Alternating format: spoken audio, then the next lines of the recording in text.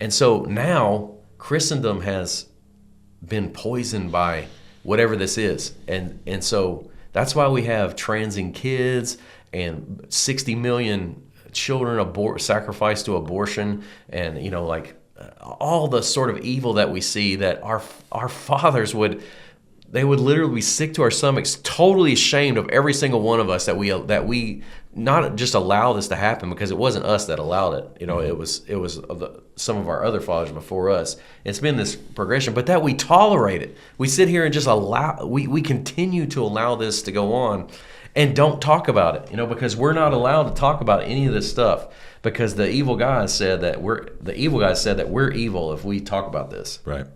Isn't that just insane? It's insane. Yeah. But I do think that all those kind of sort of walls are falling down now. The Overton window is shifting far to the right, and people are feeling more comfortable, like, not going along with that.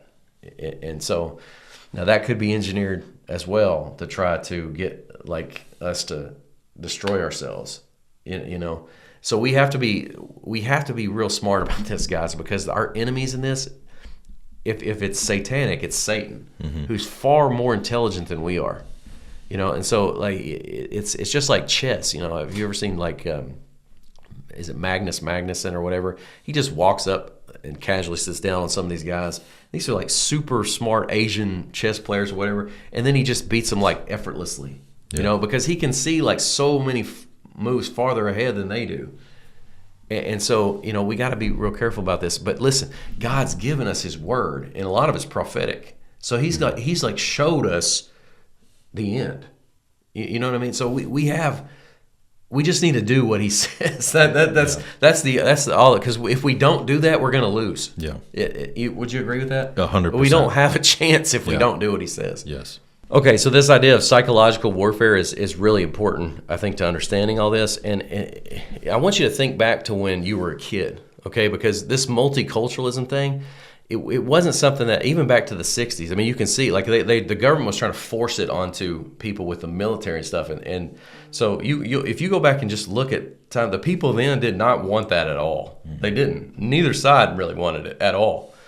And so, but now that was when there was only two sides. Now there's 15 sides. You see what I'm saying? It's progressed to this point.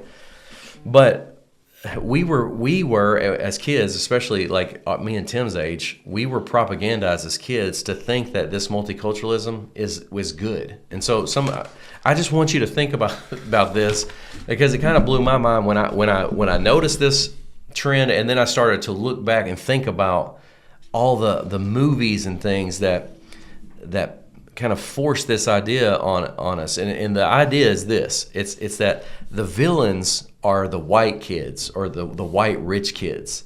And the heroes is this ragtag multicultural group of poor kids. So it's this classic Marxist dialectic. It's like this racial conflict. It's added this racial conflict to the bourgeoisie sort of proletariat conflict in order, because it works. It works. It gets people to, so poorer whites, if they have some animosity towards richer whites, then they'll ally with these in order to destroy.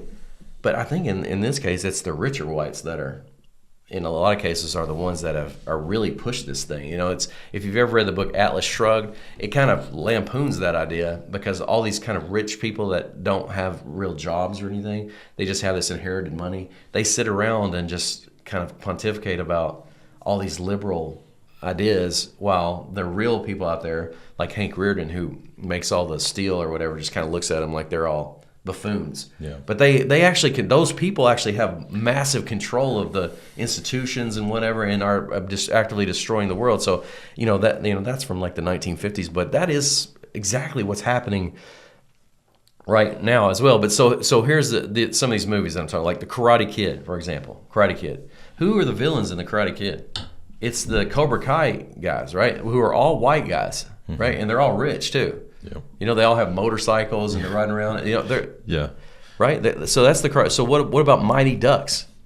1, 2, and 3. All of the movies of the Mighty Ducks are like that. Who's the villain in the Mighty Ducks? It's the Hawks, right? The rich kid, even when they get one of the rich kids to be on their team, they make fun of him as a rich kid, a spoon in his mouth. But they're all white. But the Mighty Ducks are like this multicultural sort of the Sandlot. Who's the bad guys in the Sandlot? It's those white kids that come over and taunt them, And who's the good guy? It's this multicultural group of ragtag. You see it, Little Giants, the Little Rascals, Angels in the Outfield, the Goonies, Hook, Newsies. I mean, it's like everywhere, when you start looking at that's the paradigm. That's what they're trying to push on these kids. Now, it seemed innocent back then.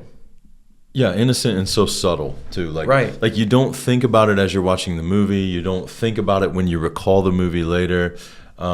Just innocent and subtle, but it's intentional, and it does exist.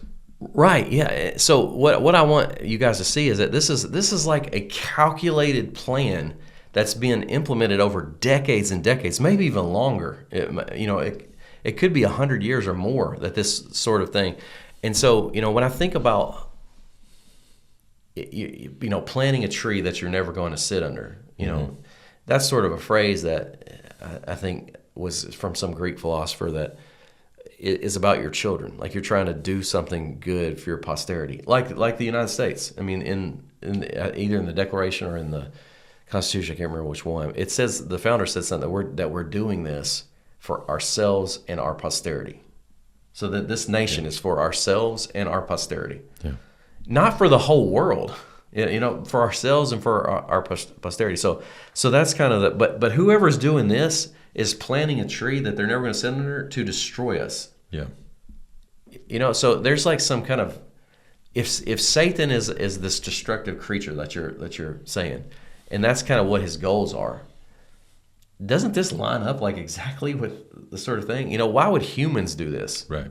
Unless they're like serving their Lord, who wants this to happen. This sort of wanton destruction, so much so that they'll plant this tree that they're never gonna sit under. You know what I mean? Mm-hmm. Like for what? To anyway, it's hard to understand. I think how some people will murder somebody else or rape somebody. They'll do some egregious crime, but those people exist. Sure. And so they exist like at a much more grand scale than we would like to imagine. Why just murder one person when you could obliterate an entire people from the face of the earth? Like wouldn't that be like if you were some kind of psychotic, insane psychopath? Why wouldn't you go for something like that? Yeah, I mean, this feels more than like one person though. Like this is a group. Unless you're speaking to Satan himself, but I mean I wouldn't categorize him as a person. Right. Like this is what we're talking about is something more prevalent than what any person could institute on their own. Exactly. Right. It's like a cult or some sort of like high level. I mean, you see these movies where they have these secret societies or whatever, or these elite people, and I don't know if that's like sort of trying to tell us something about the reality of what goes on. Putin had a speech not too long ago. I don't know if it was the one where he was talking to Tucker Carlson, where he talked about how these leeches or something, these vampires that have been feeding off the vampire ball, or the vampire ball is about to come to an end or something like that. Like he said something cryptic like that to and it's like if anybody would know about something like that, it would be somebody like him, because he's like a high level. He used to be like one of the World Economic Forum. He was in it, and then he divested himself from it. So the World Economic Forum is like Klaus Schwab, yes, and those sort of like, I mean, that's who you would think is involved in that kind of sort of thing, Yeah. But I think that is the case. I think there is this kind of group, and that they're pushing this sort of thing because it's someone who has a lot of resources, almost unlimited resources, like we're saying, because Disney keeps pushing this stuff out, and they're losing all money hand over fist. You know, Yeah. like this Snow White movie lost them like $300 million or something because nobody wanted. They made a Snow White movie and put a Hispanic girl as Snow White. Yeah. You know, it's almost like a humiliation ritual or something at this point. You know, it's like I think they canceled Rapunzel, but the rumor was that they were going to have this like dark African girl play Rapunzel. Yes. You know what I mean? Like it's why are you doing that? You know, well, it would be like if somebody made Black Panther and made like Ryan Gosling Black Panther. Right. That's ridiculous. Yes. You know what I mean? Or like maybe Richard Gere played Muhammad Ali in like a story about his life or something. Right. Yes. You know what I Yeah. mean? Yeah. Like that doesn't make any sense at all. It's like complete. But that's the earmark of our culture is this like reality denial and just trying to whatever anything goes. You know, that sort of and it's that's not good.